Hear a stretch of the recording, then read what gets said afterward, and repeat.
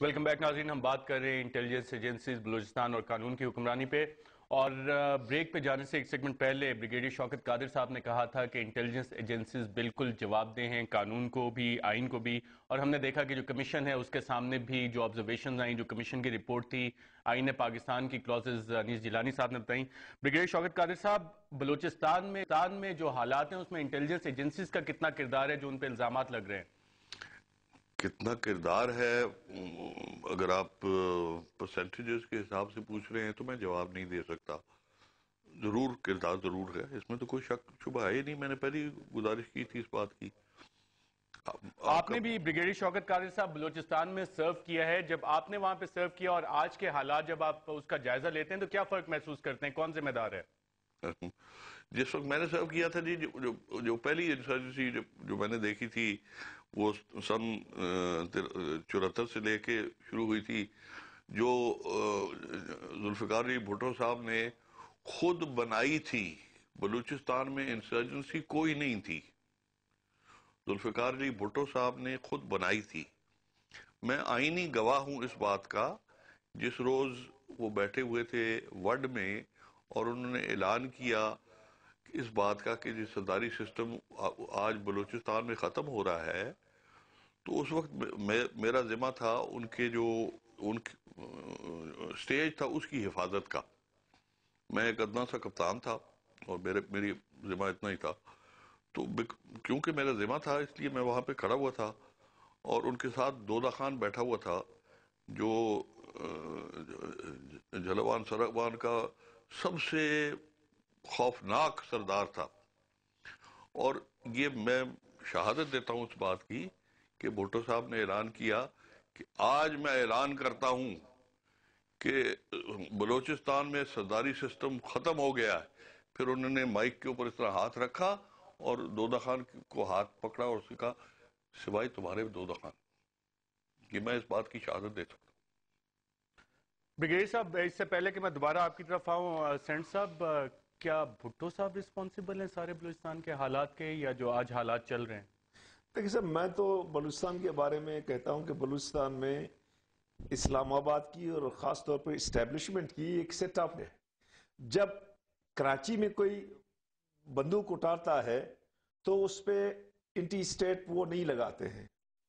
بلوچستان میں جب بھی ریزسٹنس ہوا ہے، ملیٹنٹ ریزسٹنس ہوا ہے، اس کو جا کے ان لوگوں نے اسی حوالے. اب 70s میں کیا تھا؟ 70 میں بلوچستان میں نیب کی حکومت کوئی سرداروں کی حکومت تو نہیں تھی. ڈاکٹر عبداللہ جیسے عام آدمی نے خان قلات کے بیٹے کو شکست دیا تھا.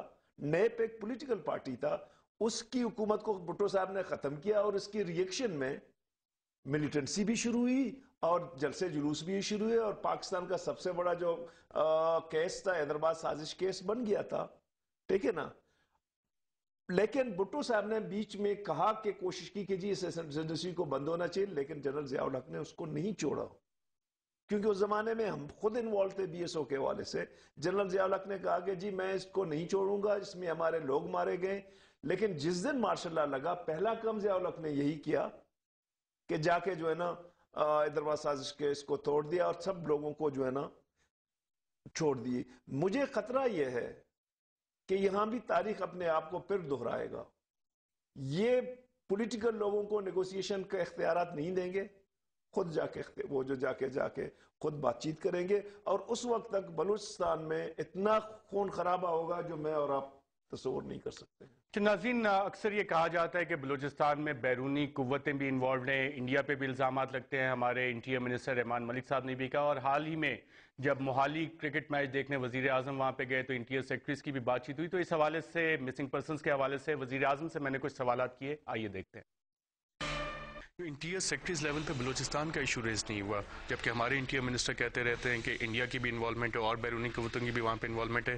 مسنگ پرسنز کا بھی وہاں پہ کیس ہے، ٹارچرڈ میوٹیلیٹڈ باڈیز ہر دن وہاں پہ مل رہی ہیں. ہماری انٹیلیجنس ایجنسیز پہ بھی الزام آ رہا ہے. اتنے سارے ڈائیورس ایشوز اس لیول پہ اور نیشنل لیول پہ. اس کے ابھی ہماری میٹنگز بہت ساری لیولز پہ ہونی ہیں.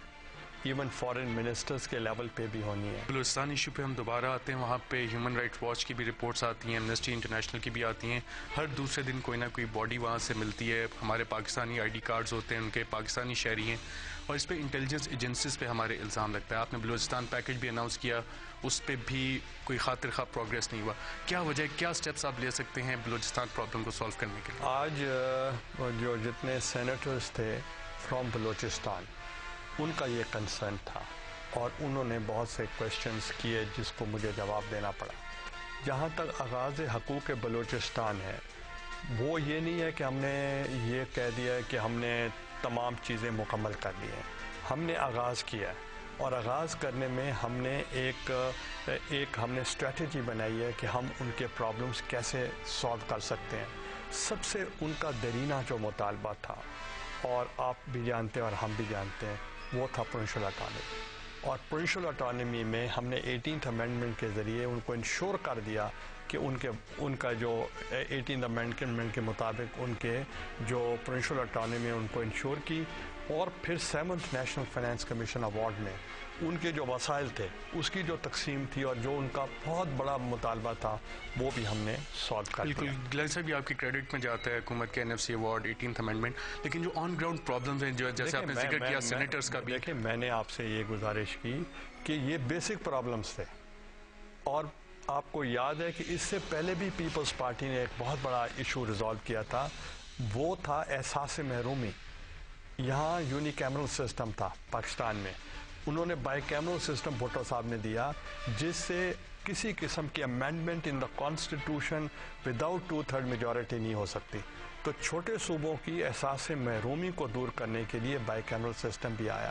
پہلے ہمیں بنیادی طور پر چینجز لانے ہیں. سب بنیادی چینجز تو وہ آ رہی ہیں کانسٹیٹیوشن میں, جس کے بینیفٹس بھی آئیں گے. اتنی آسان نہیں ہے جتنا آپ نے. مسنگ پرسنس کا کمیشن بھی ایک بنا تھا, اس کی جو رپورٹ آئی کہ, اور اس میں بھی بلیم کیا گیا انٹیلیجنس ایجنسی, اور کہا گیا کہ حکومت انہیں ریسٹرین کرے.